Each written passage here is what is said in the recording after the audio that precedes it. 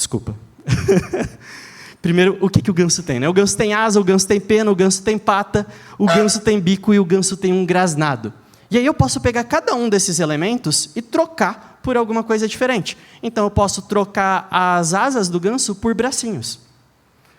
Eu posso trocar as patas do ganso por rodinhas, eu posso trocar as penas do ganso por partes metálicas, eu posso trocar o grasnado do ganso por cordas vocais. E aí eu vou ter um ganso que canta. Vocês perceberam que com uma simples substituição eu consigo deixar esse ganso muito mais criativo? Eu consigo criar em cima disso, e vocês podem fazer isso no dia a dia de vocês. Vocês vão organizar um evento, vocês começam a se perguntar, e se eu trocar alguma coisa? E se eu trocar o credenciamento por isso? E se? Isso é muito legal. Caso você odeie gansos, eu tenho exemplos sem ganso também. Vocês devem conhecer essa marca aqui, a Coca-Cola. E a Coca-Cola, em 2011, eles fizeram uma campanha muito legal, onde eles substituíram um dos principais ativos deles, que é a marca, por nome de pessoas. Vocês lembram dessa campanha? Foi a campanha Share Coke da Coca-Cola. Uma das campanhas que mais deu retorno financeiro para a Coca-Cola. Começou na Austrália, depois eles distribuíram em mais de 72 países com uma substituição. Olhem para o produto de vocês, olhem para o conteúdo de vocês, olhem para o que vocês estão fazendo no dia a dia, separem todas as partezinhas e comecem a imaginar, usar aquela rede padrão de vocês e discutir. Cara, e se eu substituísse por tal coisa? Não tem pergunta certa, não tem pergunta errada. Simplesmente façam esse exercício que vocês vão conseguir resultados muito legais. Falei de substituição, vamos falar de combinação. A técnica de combinação talvez ela seja a mais intuitiva da criatividade, né? Quando eu pergunto para alguém o que é criatividade, as pessoas me dizem, é juntar coisas diferentes. E de fato meio que é, mas tem uma técnicazinha para a gente fazer isso. Eu vou explicar para vocês. Primeiro eu tenho um exemplo de um ganso. A técnica da combinação diz que eu tenho que juntar esse ganso com mais alguma coisa. Então é como se eu pegasse esse ganso, juntasse com um cavalo, e aí eu vou ter um caganso, um gansalo, não sei. Tá, esse exemplo foi horrível, mas é como se eu tivesse um carro, por exemplo, e eu juntasse esse carro com um ganso. Agora sim eu tenho um gansarro. Eu juro para vocês que esse foi o pior exemplo que vocês viram de ganso, daqui para frente só melhora, tá? Mas eu tenho exemplo sem ganso também. Tem a IKEA, talvez alguns de vocês conheçam, a IKEA é uma loja sueca de móveis, e um tempo atrás eles queriam fazer uma promoção de Dia dos Namorados. Quem tem comércio, etc., provavelmente vocês já viram muita gente fazendo ações de Dia dos Namorados. Qual que é o problema quando as pessoas tentam fazer a combinação? Normalmente elas juntam conceito com conceito, e aí sai alguma coisa clichê. Então você fala, ok, loja de móveis e Dia dos Namorados, daí você vai criar lá um post no Instagram falando, sei lá, troque o sofá para curtir um filminho com um mozão. Chato, clichê, não é legal, não é criativo. Qual que é a técnica para a gente utilizar a combinação? A gente trabalhar especificidades. Então, a gente lista todas as especificidades de uma loja de móveis. Então, no caso aqui, a gente tem armário, berço, abajur, penteadeira, lustre, cama, sofá, etc. E a gente faz a mesma coisa com o Dia dos Namorados. Sexo, carinho, amor, beijos, anel, briga, conchinha, etc, etc, etc. No caso da IKEA, a campanha que eles fizeram juntava berço e sexo. E aí vocês falam, caraca, muito difícil de fazer esse tipo de combinação. Eles chegaram numa solução muito legal, que eles fizeram um anúncio no jornal, e basicamente eles falavam, curte aí o teu Dia dos Namorados, daquele jeito que a gente sabe que é gostoso curtir, e caso você volte em qualquer loja da IKEA, daqui 9 meses você ganha um berço de graça. Não é genial? Não é muito bacana? Deu super certo, um monte de gente chegou lá 9 meses depois, foi muito engraçado, teve gente batizando o filho com o nome de IKEA, etc. Foi maravilhoso. E eles só conseguiram fazer isso porque eles combinaram do jeito certo, combinando especificidades e não partindo de um mesmo clichê. Falamos de combinação, vamos para a reorganização. A técnica de reorganização, ela diz que qualquer ideia, qualquer conceito, qualquer projeto, qualquer empresa tem uma ordem de como as coisas funcionam. E se a gente mudar essa ordem de alguma forma, a gente consegue criar algo novo. Para dar de exemplo para vocês, um ganso. É como se a gente pegasse um ganso, a gente separasse ele em várias partes e a gente tentasse reorganizar ele de uma forma diferente. E a gente pode fazer isso de várias formas, nem sempre fica tão bonito, mas isso vai te permitir criar alguma coisa nova. Né? Tem um outro exemplo, quem gosta de futebol vai entender essa. É como se a gente pegasse o ganso. Essa foi muito boa. Que normalmente joga ali no meio de campo, mais ou menos, e a gente coloca ele para jogar na lateral.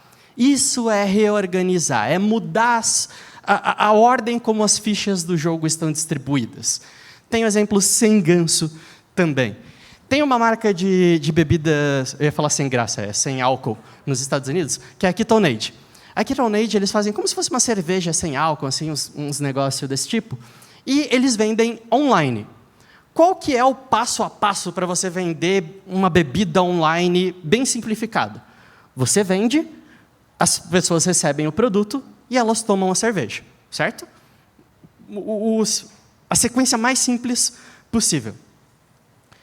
Só que eles perceberam que aqui nesse início do processo, né, quem é de marketing e vendas aí, vocês sabem que existe uma métrica que a gente chama de custo de aquisição de cliente, né, que é o quanto que a gente gasta para que a gente consiga fazer uma venda. E eles perceberam que o custo de aquisição deles era mais caro do que uma latinha de cerveja. E aí faz sentido no longo prazo, né? Dificilmente a pessoa vai comprar uma latinha só, e se ela comprar uma só, às vezes ela acaba comprando mais com o tempo e tal. Mas eles falaram, se é mais caro a gente, sei lá, a gente gasta mais com anúncios no Instagram, no Facebook, do que uma latinha, por que a gente não dá as latinhas de cerveja de graça para as pessoas, e se elas gostarem, elas viram nossos clientes? E aí foi exatamente isso que eles fizeram, eles inverteram essa lógica. Então eles pegaram os registros de todo mundo que já tinha acessado o site, mas nunca tinha comprado a cerveja deles.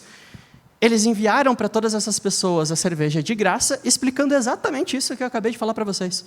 O nosso custo de aquisição está caro, a gente estava gastando muita grana com o anúncio, e a gente percebeu, fez os cálculos e viu que te mandar a cerveja de graça valia mais a pena. Então toma aí, se você gostar, você vira nosso cliente. Genial! Essa campanha deu tão certo que até hoje, a cada 2, 3 meses, eles repetem esse tipo de ação. É você reorganizar as coisas. Recentemente eu fui em um evento que você fazia o credenciamento do evento no final do evento. O que é bizarro, mas ao mesmo tempo era muito legal porque você já chegava assistindo palestra, você não tinha que passar por fila nem nada do tipo.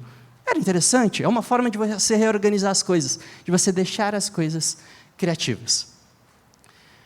Falamos de substituição, combinação, reorganização, vamos para a incubação.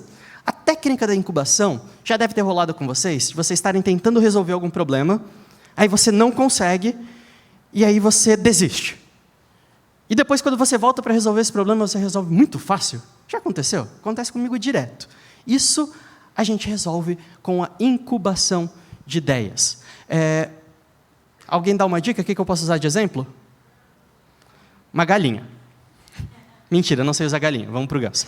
É como se você pegasse o ganso, esse ganso ele fosse dormir, e aí ele acordasse muito mais legal. É assim que funciona a técnica de incubação. Isso acontece porque todo dia o nosso cérebro ele é completamente diferente. O nosso cérebro ele é uma junção de hormônios, neurotransmissores, experiências, memórias.